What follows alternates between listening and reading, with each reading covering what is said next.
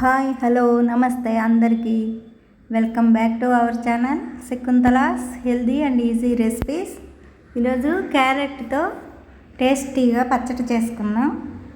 ఇది టేస్ట్ చాలా బాగుంటుంది, ఈజీగా చేసుకోవచ్చు. రోటీస్కి, రైస్కి, దోశల్లోకి, ఇడ్లీలోకి, పెసరట్లోకి, దేనిలోకైనా చాలా బాగుంటుంది. చేయటం కూడా చాలా ఈజీ. ఇప్పుడు అది ఎలా చేసుకోవాలో చూసేయండి. నేను ఒక 3 క్యారెట్లు శుభ్రంగా కడిగి పెచ్చు తీసేసి ఆ సైజు ముక్కలు కట్ చేసుకున్నాను. ముందు శుభ్రంగా కడిగేసి పెచ్చు తీసి అలా ముక్కలు కోసుకోవాలి. ఇప్పుడు చట్నీకి 2 ఎండుమిర్చి, 3 పచ్చిమిర్చి తీసుకున్నాను. 1 స్పూను శనగపప్పు, 1 స్పూన్ మినపగుళ్ళు, 1 స్పూన్ జీలకర్ర, 1 స్పూన్ ధనియాలు, 1/2 స్పూన్ మెంతులు, కొద్దిగా వెల్లుల్లి రెబ్బలు, కరివేపాకు, రుచికి సరిపడా ఉప్పు, కొంచెం అంటే కొంచెం చింతపండు కడిగి తీసుకున్నాను.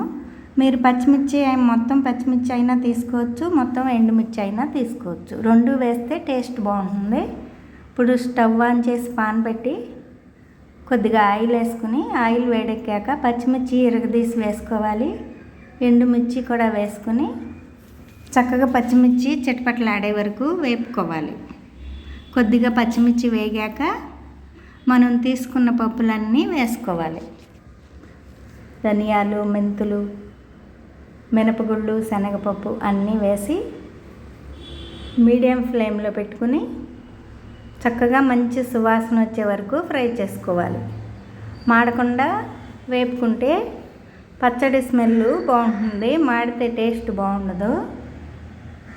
అవి పప్పులు కొంచెం వేగేప్పుడు మనం తీసుకున్న వెల్లుల్లి, కరివేపాకు కూడా వేసుకోవాలి.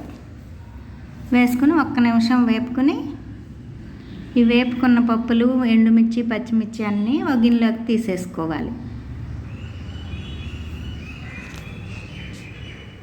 ఇలా చేసుకుంటే టేస్ట్ బాగుంటుంది. ఇలా పప్పులు వేసి క్యారెట్ పచ్చడి చేస్తే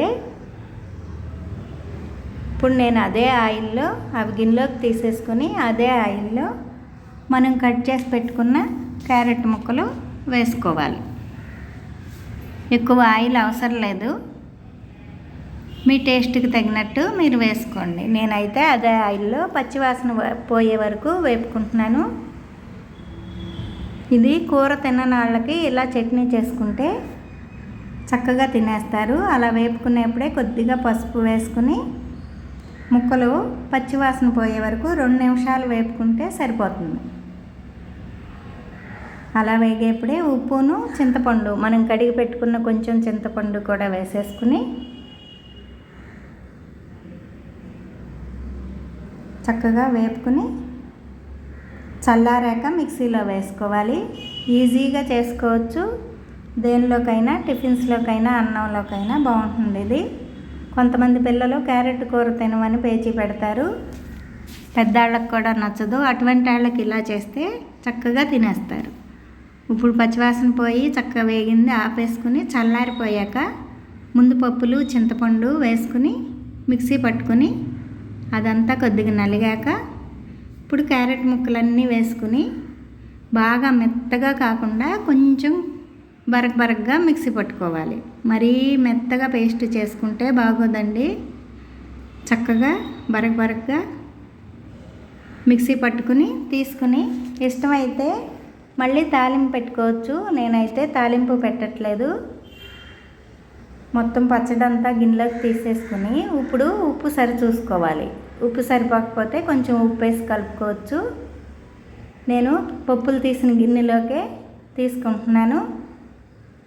అంతా దానిలోకి తీసేసుకుని దోశల్లోకైనా, పెసరట్టుల్లోకైనా, వేడి అన్నంలో నెయ్యేసుకు తిన్నా చాలా సూపర్ బాగుంటుంది.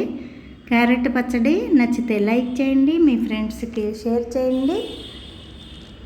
వీడియోని సబ్స్క్రైబ్ చేసుకున్నట్లయితే మన ఛానల్ని సబ్స్క్రైబ్ చేసుకోండి. Thanks for watching. బాయ్.